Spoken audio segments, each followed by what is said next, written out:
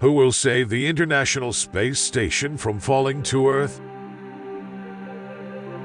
Russia plans to leave the station and build its own. Russia is responsible for maintaining the station's orbit so that it does not fall to Earth, and America is responsible for maintaining electricity and life support.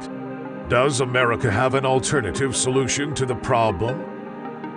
Russia's war with Ukraine has made key changes in the world economy and politics, especially in Russia. The station now flies at about 400 kilometers altitude.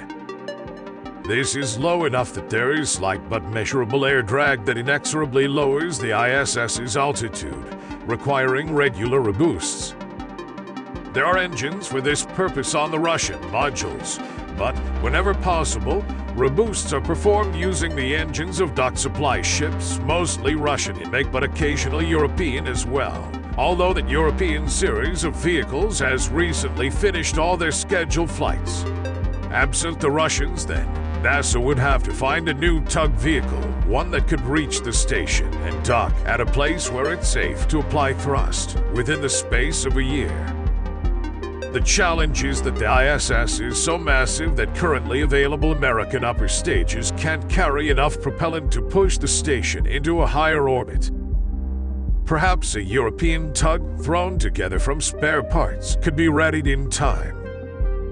Perhaps the magicians at SpaceX or other commercial space shops could whip together a series of smaller tugs, one after the other.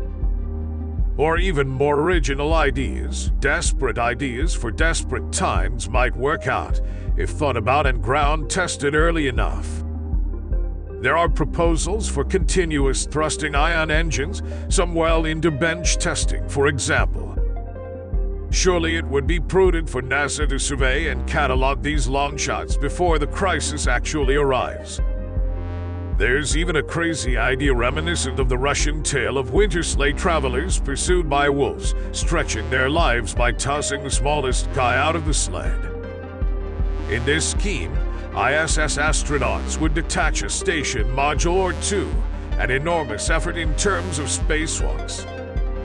Each module would be tied to a long Kevlar tether to dangle down 100 kilometers beneath the station, and then the tether would be cut.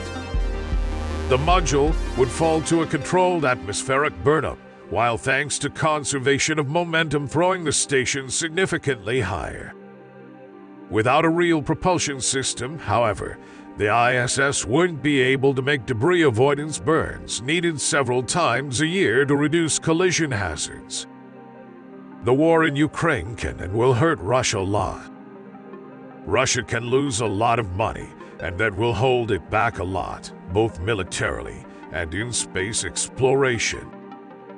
Even more interesting is the fact that almost all space agreements with other nations can be terminated. That would leave Russia alone in research and advances in space technology. Maybe Russia has hidden trump cards up its sleeve like China or some other similar nation.